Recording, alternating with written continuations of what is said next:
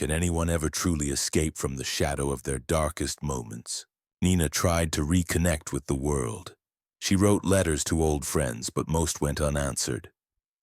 She attended a few social events in Paris and Monaco, but found herself unable to engage. She had spent so many years performing that she no longer knew how to simply be. People would approach her at parties, expecting the elegant, mysterious Nina Dyer they remembered. And instead they found a woman who seemed hollowed out, fragile, barely present. One acquaintance later said, "It was like talking to a ghost. She was there, but she wasn't." Was this a transformation or a disintegration? February 24, 1965. Saint-Jean-Cap-Ferrat, French Riviera. Nina Dyer was found dead in her villa overlooking the Mediterranean Sea.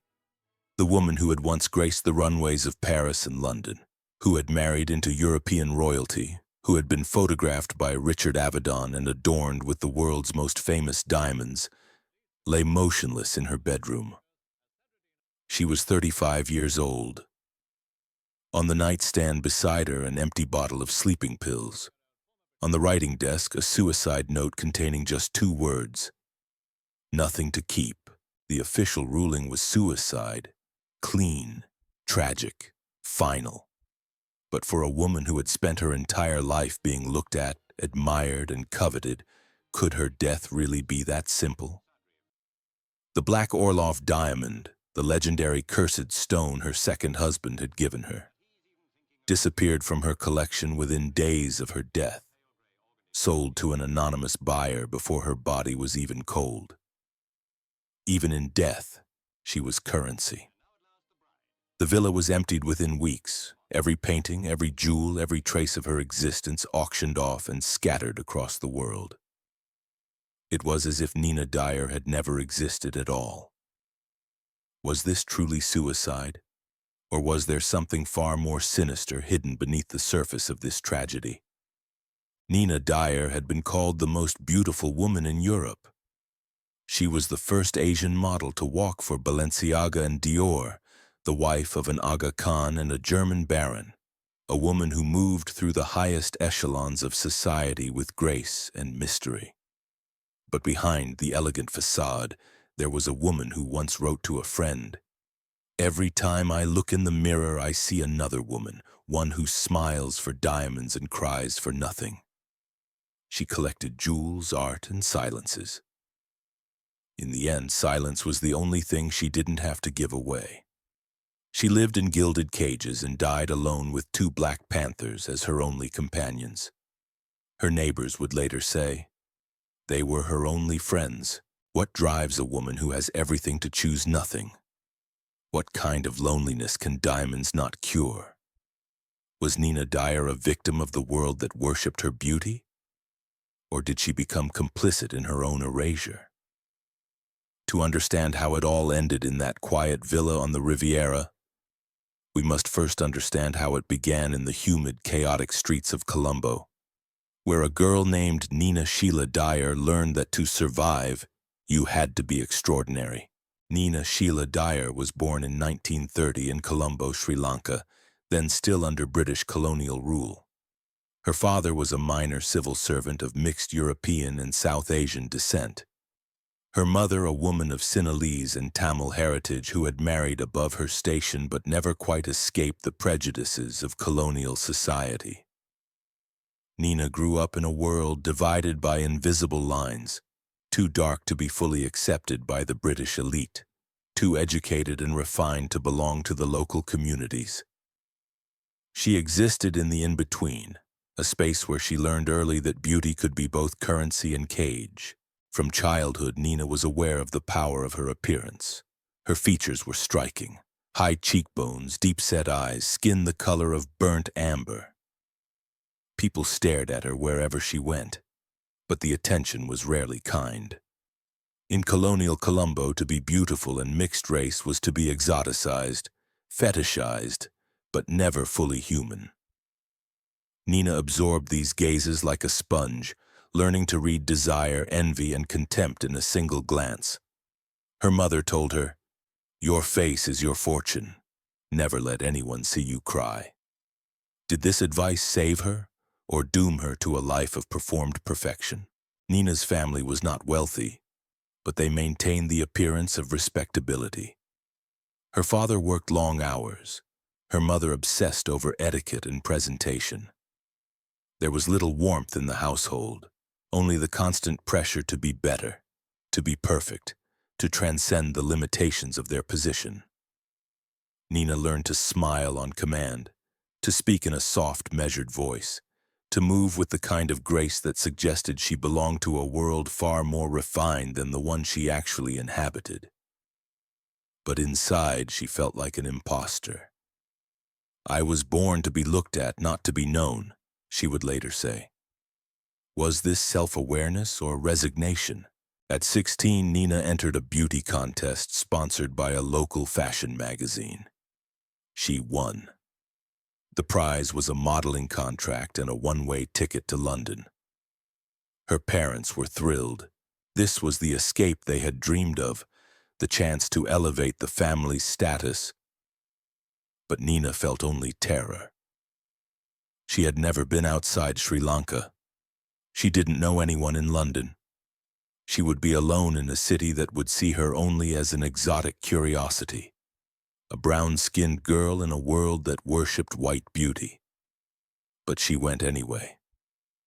Because what choice did she have? To stay was to disappear. To leave was to become someone. Could she have imagined then what kind of someone she would become and what it would cost her? London in 1947 was a city emerging from the wreckage of World War II, struggling to rebuild itself while clinging desperately to the remnants of empire. Nina arrived with a single suitcase, a modeling contract that promised very little, and a beauty that immediately set her apart. The fashion industry in post-war Europe was cautiously beginning to experiment with exotic models, women who could represent the colonies, the far-flung territories that Britain still considered its own. Nina fit the bill perfectly, beautiful, polite, unthreatening, and endlessly willing to be whatever the camera required. Her first years in London were marked by small successes and constant humiliation. Every compliment was a bruise disguised as praise. She modeled for department store catalogs, posed for advertisements selling tea and tropical fruits, anything that required an oriental face. She was never given a name in the credits, just descriptions. Eastern beauty, exotic model, the girl from Ceylon. Photographers loved her because she never complained, never argued, and could hold a pose for hours without breaking. But they also treated her like a prop, an object to be arranged and lit, never a person with thoughts or feelings. Was this professionalism, or the slow death of the self? Nina lived in a cramped boarding house in Bloomsbury, sharing a room with 3 other girls. She ate little, saved every penny, and spent her free hours studying fashion magazines, learning how the great beauties carried themselves, how they angled their faces to the light, how they made stillness look like power. She became obsessed with perfection. She would stand in front of the mirror for hours, practicing expressions, erasing anything that seemed too raw, too real, too human. "The mirror was my only teacher," she later wrote. "It never lied, but it never loved me either." Was she creating herself or erasing herself? The breakthrough came in 1952 when she was discovered by a scout for Christian Dior.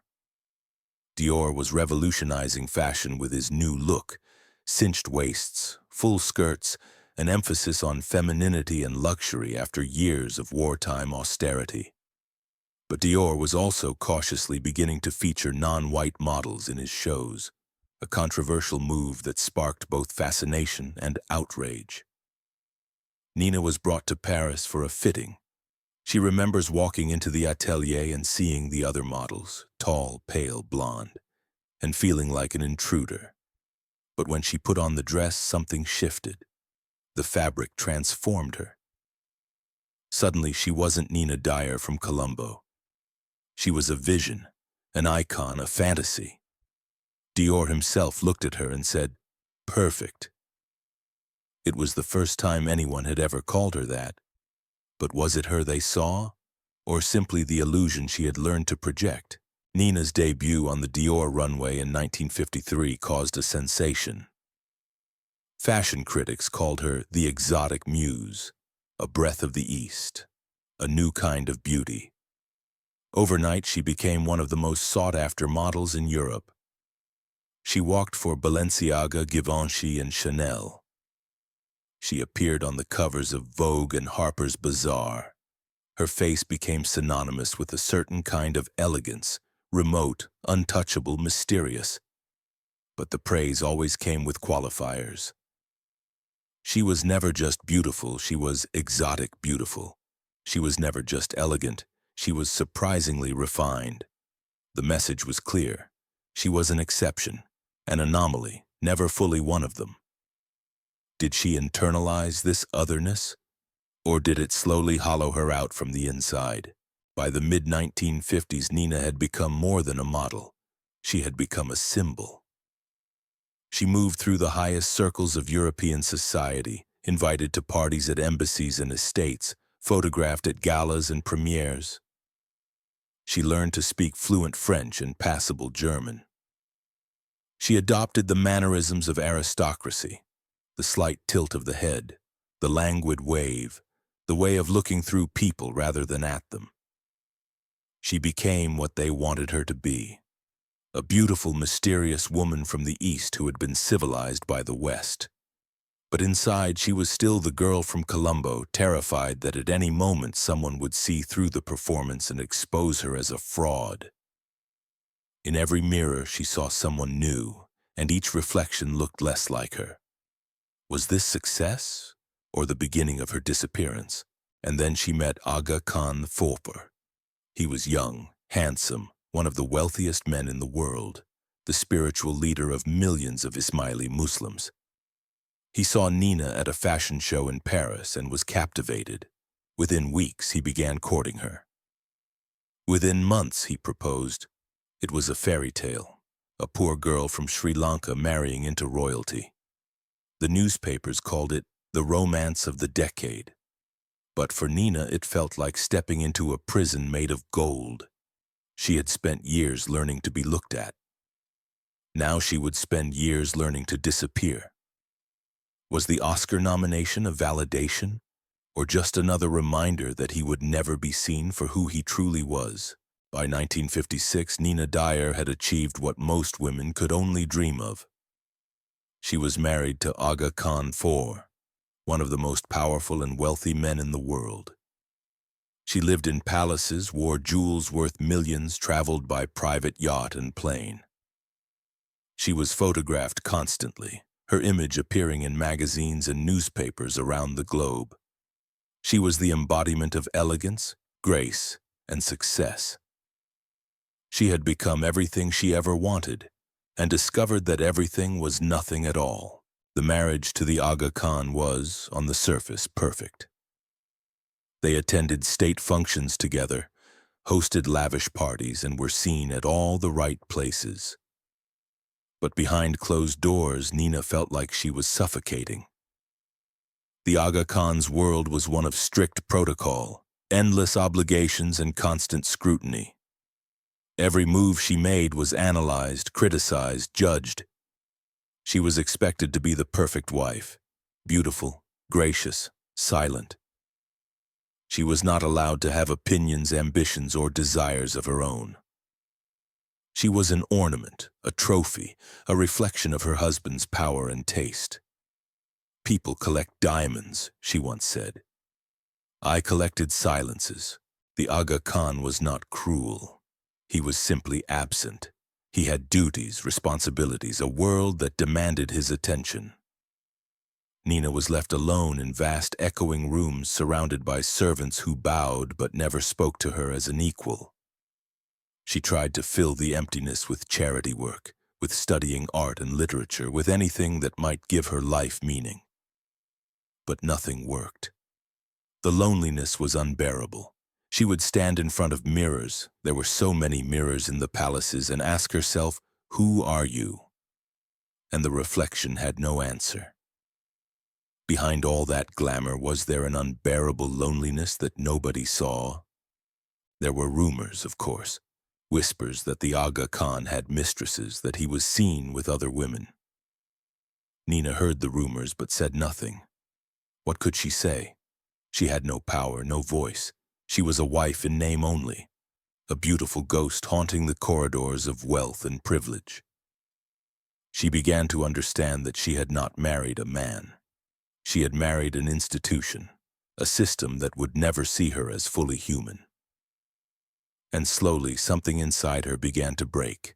In 1958, after 3 years of marriage, Nina asked for a divorce.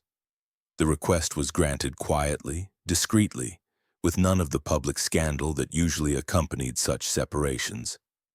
The official statement said they had grown apart. But those close to Nina knew the truth. She had been disappearing, fading away, becoming invisible even to herself.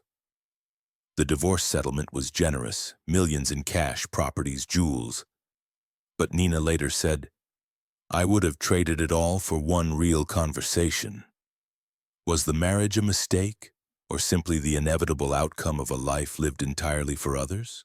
After the divorce, Nina moved to Paris. She was wealthy now, independent, free to live however she chose. But freedom, she discovered, was its own kind of prison. She had spent her entire life being defined by others, by photographers, designers, husbands, society.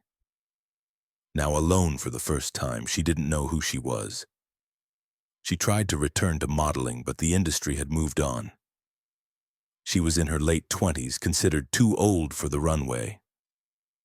She tried to reinvent herself as a socialite, attending parties and events, but found the superficiality unbearable. She withdrew more and more into herself, spending days alone in her Paris apartment, staring out the window at a city that had once adored her and now barely remembered her name. It was during this period that she met Baron Hans Heinrich Thyssen Bornemisza. He was one of Europe's most prominent art collectors, a German industrialist with a fortune built on steel and coal. He was also 20 years older than Nina, recently divorced, and notorious for his cold, calculating nature. But he was captivated by Nina's beauty and mystery. He pursued her relentlessly, and in 1960 they married. It was Nina's second attempt at love, or at least at finding a place in the world. But this marriage would prove even more suffocating than the first. Thyssen was obsessed with collecting art, antiques, rare objects. And now he had collected Nina. He treated her like one of his acquisitions, something beautiful to display but never to truly know. He gave her gifts, expensive, extravagant gifts. The most famous was the Black Orloff diamond, a 67-carat black stone rumored to be cursed, said to bring death to all who possessed it.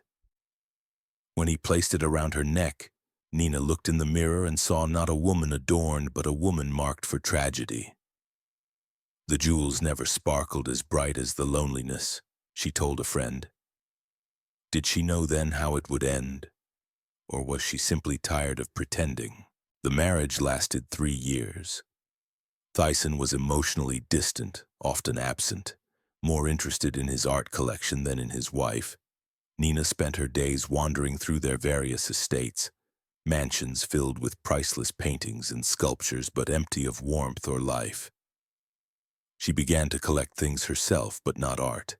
She collected animals. She adopted 2 black panthers, which she named Adam and Eve, and kept them in her villa on the French Riviera. Her neighbors were horrified, but Nina didn't care. "They are my only friends," she said. The panthers were wild, dangerous, unpredictable, everything Nina wished she could be but wasn't allowed to be. Was this madness, or a desperate attempt to connect with something real? In 1963, Nina and Thyssen divorced. Once again, the settlement was generous. Once again, Nina found herself alone, wealthy, and utterly lost. She moved permanently to her villa in Saint-Jean-Cap-Ferrat, a beautiful estate overlooking the sea. She rarely left the property. She saw almost no one.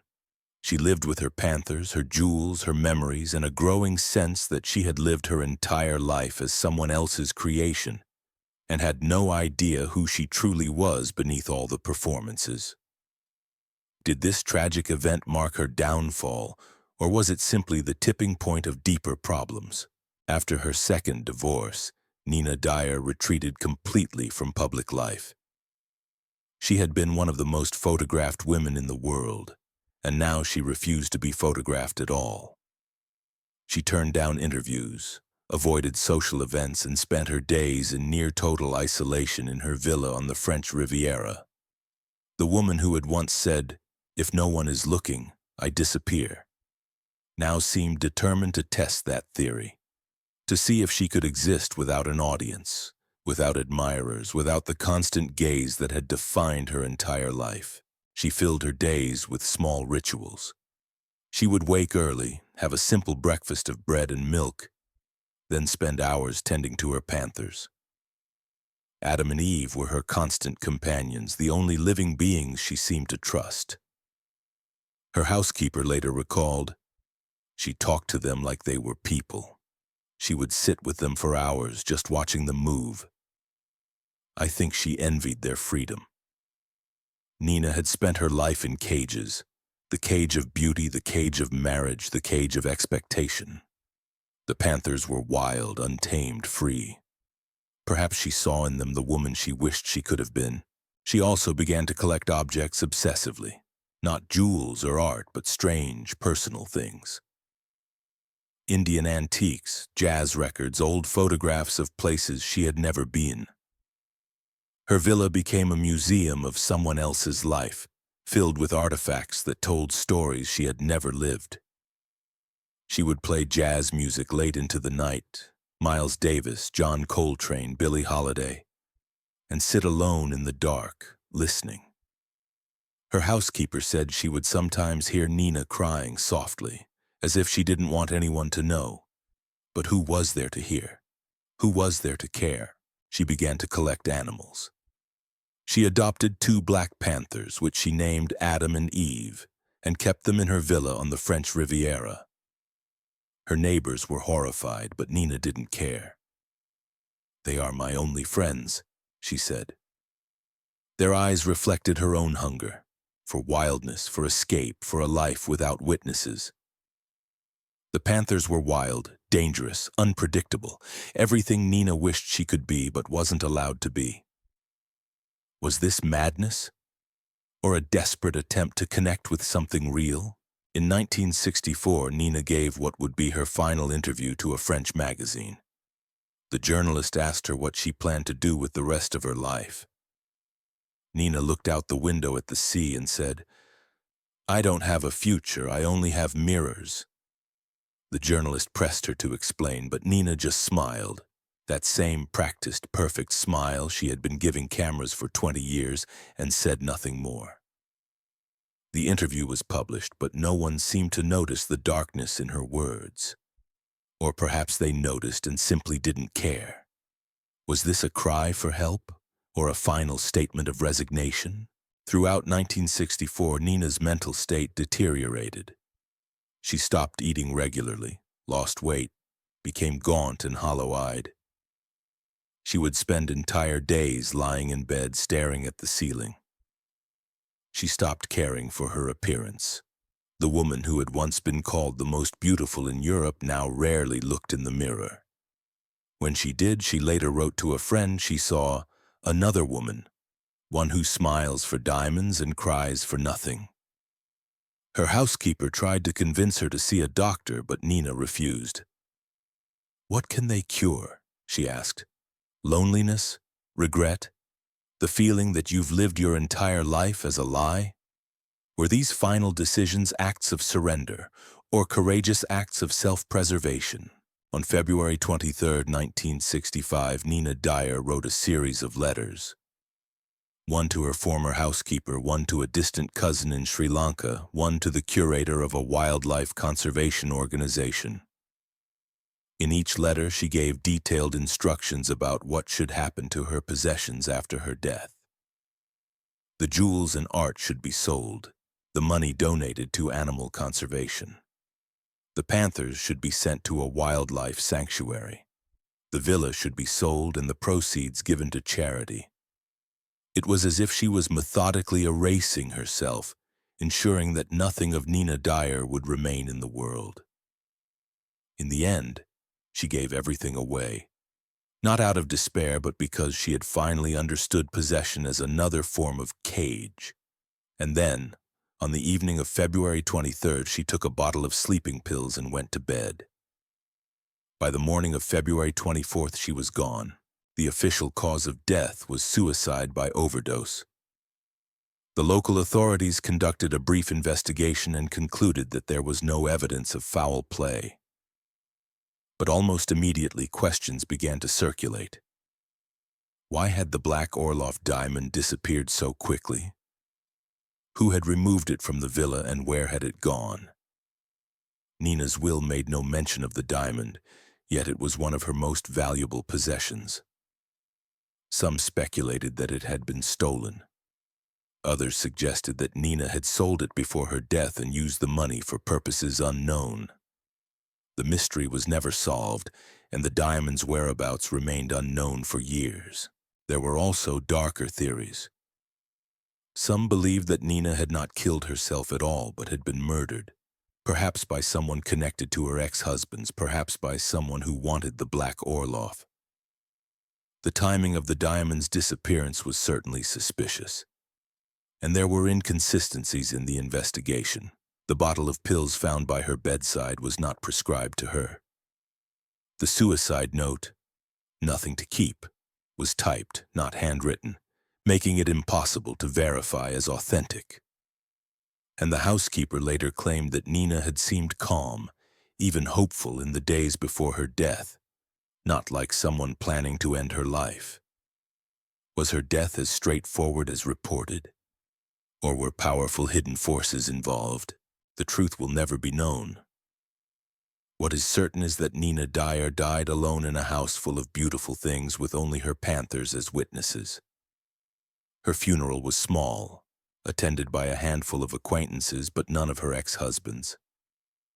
There were no eulogies, no grand tributes. The newspapers ran brief obituaries: former model dies in France, beauty queen found dead. But the coverage was minimal. Nina Dyer, who had once been one of the most famous faces in Europe, left the world almost as quietly as she had entered it. Within weeks, her villa was emptied. The paintings, the antiques, the jewels, everything was sold at auction. The proceeds went to the Wildlife Conservation Organization as she had requested. The panthers were sent to a sanctuary, and the villa itself was sold to a wealthy businessman who tore down most of the original structure and built something new. It was as if Nina Dyer had never existed. The world that had once worshipped her beauty moved on without a second thought, already searching for the next beautiful woman to idolize and then discard. But the story didn't quite end there. In 2002, a BBC documentary titled "The Curse of the Black Orloff Diamond" traced the history of the cursed stone. The documentary revealed that the black Orloff had resurfaced in the 1970s, sold by an anonymous seller to a private collector.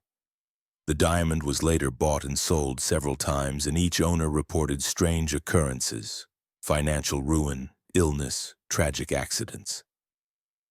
Whether the curse was real or simply a story that people wanted to believe is impossible to say.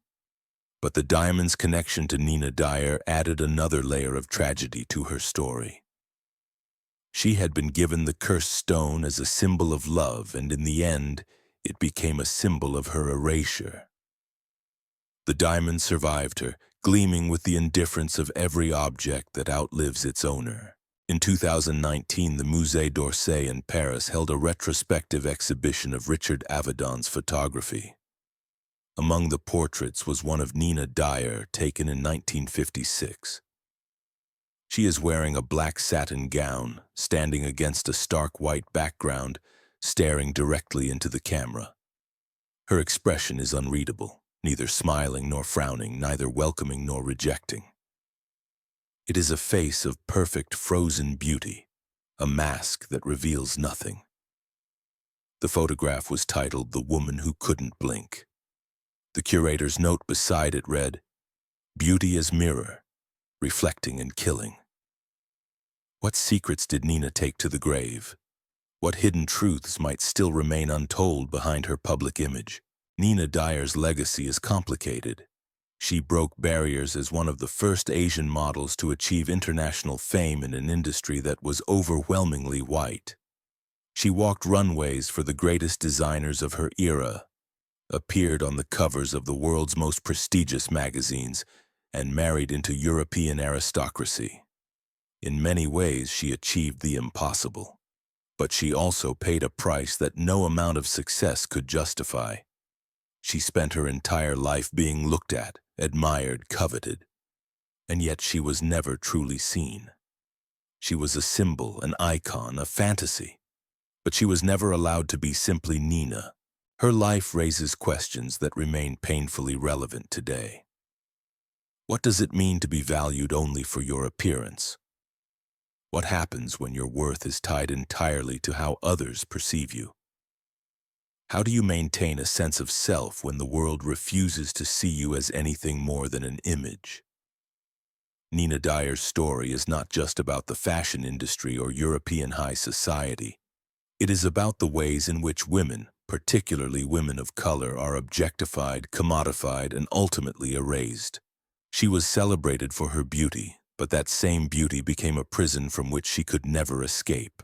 There is something deeply tragic about a woman who spent her life being photographed, admired, and desired, and yet felt entirely alone. Nina once wrote, "To be adored by the world and unloved by yourself, that's the cruelest luxury." She understood, perhaps better than anyone, that external validation is hollow if it is not accompanied by internal peace.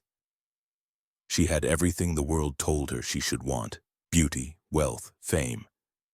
And yet she had nothing that truly mattered. Love, connection, purpose, a sense of self. But perhaps there is also something redemptive in the way Nina chose to leave the world. She did not leave her wealth to her ex-husbands or to distant relatives who had abandoned her. She gave it all to causes she believed in: the protection of animals, the preservation of wildness, the things that had remained pure and uncorrupted in a life otherwise defined by artifice and performance. In death, she made a choice that reflected not the image of Nina Dyer, the model, but the soul of Nina Sheila Dyer, the girl from Colombo who had once loved freely before the world taught her that love was a transaction. Nina Dyer's story teaches us that beauty is not salvation. Fame is not fulfillment. And being seen by millions does not mean being known by anyone.